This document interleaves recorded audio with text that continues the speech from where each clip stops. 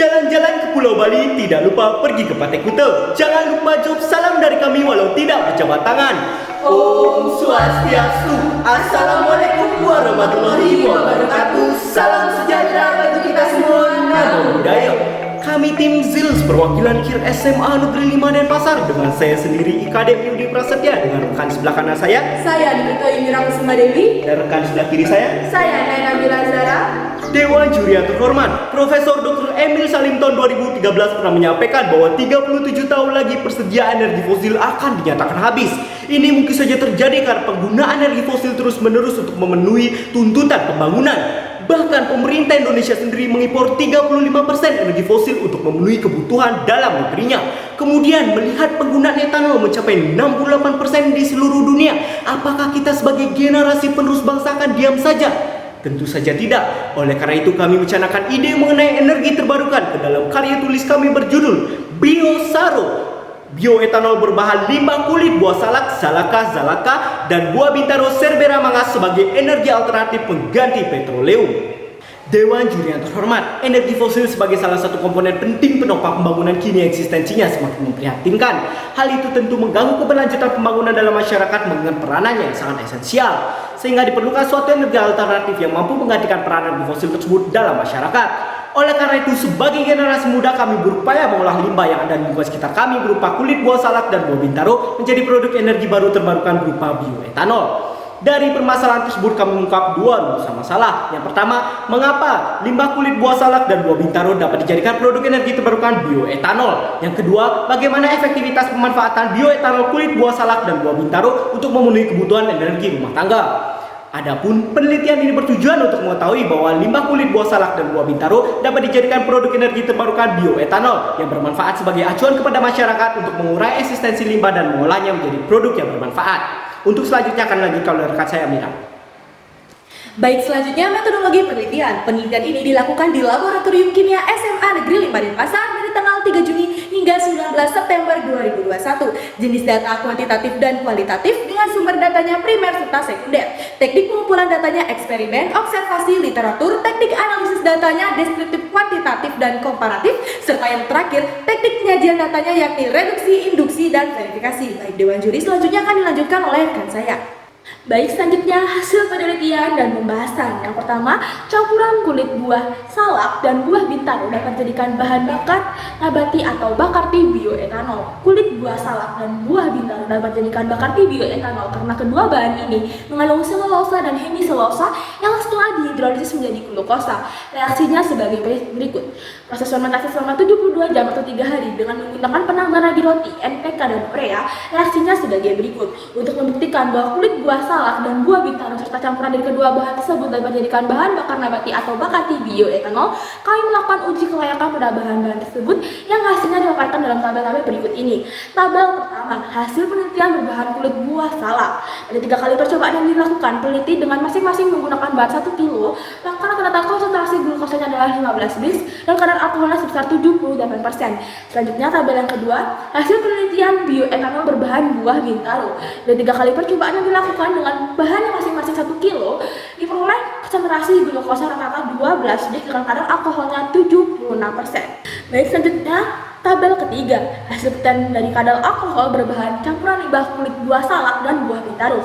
Dari 3 kali percobaan diperoleh glukosa rata-rata 16 bis dengan kadar alkoholnya 81%, di mana kadar alkohol yang dihasilkan lebih baik dari kadar alkohol limbah kulit buah salak dan buah bintaro. Ini berarti konsepsinya dari ketiga campuran kedua bahan tersebut mempunyai pengaruh terhadap kadar alkohol yang dihasilkan, yaitu meningkat menjadi 81%, di mana bioetanol ini tersusun dari 81% etanol dan 19% sisanya berupa air.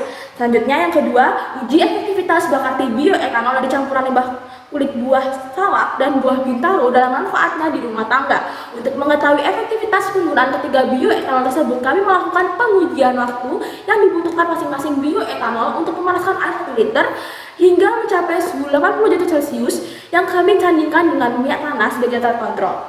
Perhatikan tabel 4 berikut ini. Data perbandingan efektivitas penggunaan bakarti dan minyak tanah atau bahan bakar fosil sebagai kontrol dalam satuan waktu digunakan untuk memanaskan air 1 liter air hingga mencapai suhu 80 derajat Celcius. Dari tabel 4 di atas diperoleh hasil bahwa Semua bakar bioetanol baik dari kulit buah salak dan bintaro dan kedua campuran bahan tersebut adalah efektif digunakan untuk memanaskan air sebagai salah satu kegiatan sehari-hari dalam rumah tangga. Lalu selanjutnya akan disampaikan oleh rekan saya. Baik, adapun keunggulan dari produk kami yakni yang pertama diproduksi dari bahan organik sehingga bersifat renewable atau terbarukan. Yang kedua mengandung kadar oksigen sekitar 35% sehingga dapat terbakar lebih sempurna. Yang ketiga pembakarannya menghasilkan emisi gas rumah kaca yang lebih sedikit dibandingkan dengan pembakaran energi fosil. Yang keempat pembakarannya tidak menghasilkan partikel timbal dan benzena yang bersifat karsinogenik. Yang kelima mengurangi emisi fine particulates yang membahayakan kesehatan manusia. Serta yang terakhir tidak mencemari air di permukaan dan air tanah sehingga keseimbangan ekosistem masih dapat terjaga dengan baik. Adapun kekurangan dari produk kami yakni yang pertama memiliki daya simpan yang relatif pendek berkisar dari 9 hingga 14 hari. Yang kedua proses pembuatan baik fermentasi dan distilasi masih menggunakan alat yang sederhana sehingga belum bisa mendapatkan hasil yang maksimal. Baik Dewan Juri, selanjutnya akan dilanjutkan oleh rekan saya. Baiklah Dewan Juri, adapun kesimpulan dari penelitian kami yang pertama adalah limbah kulit buah salak dan buah bintaro dapat dijadikan produk energi terbarukan bioetanol yang menghasilkan kadar alkohol sebesar 78% pada kulit buah salak, 76% pada limbah buah bintaro, dan 81% pada campuran kedua bahan tersebut. Yang kedua, ketiga bioetanol tersebut efektif digunakan dalam memenuhi kebutuhan energi rumah tangga. Hanya saja perbedaan dalam kecepatan memberikan energi panas yang berbanding lurus dengan kadar alkohol yang dimiliki oleh masing-masing bioetanol tersebut. Adapun saran kami bagi pemerintah disarankan untuk mendukung gerakan pengembangan energi terbarukan oleh generasi muda. Yang kedua, bagi peneliti lainnya disarankan untuk melanjutkan penelitian mengenai energi terbarukan, salah satunya bioetanol dengan melakukan eksplorasi bahan dan meningkatkan kadar alkohol bioetanol tersebut. Dengan hal tersebut, kita bersama-sama dapat mendukung program pemerintah dalam mencapai target bauran energi baru terbarukan sebesar 23% di tahun 2025. Untuk melengkapi presentasi ini, kami akan menampilkan video penelitian berikut ini. Selamat menyaksikan.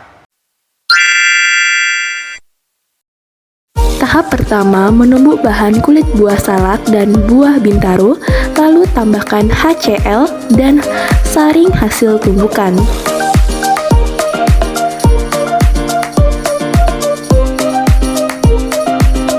Dan berikut adalah hasil ekstraksi. Dilanjutkan dengan tahap kedua yaitu tahap fermentasi yang dimana peneliti membuat larutan NPK, urea, dan ragi untuk mempercepat fermentasi lalu diamkan di dalam tabung jerigen selama 72 jam atau 3 hari.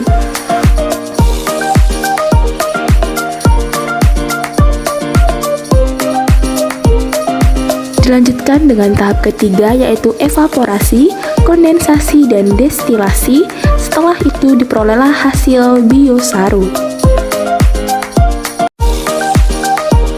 Dilanjutkan dengan tahap keempat yaitu uji efektivitas bioetanol. Dilanjutkan dengan tahap kedua yaitu uji kadar alkohol. Dan yang terakhir yaitu uji karbon yang dikeluarkan pada bioetanol dengan perbandingan minyak tanah sebagai data kontrol.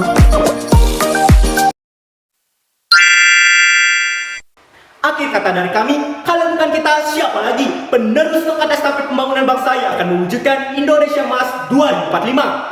8/4 sekian dan terima kasih. Kami tim Zils pamit undur diri dan kami tutup dengan Paramo Santi.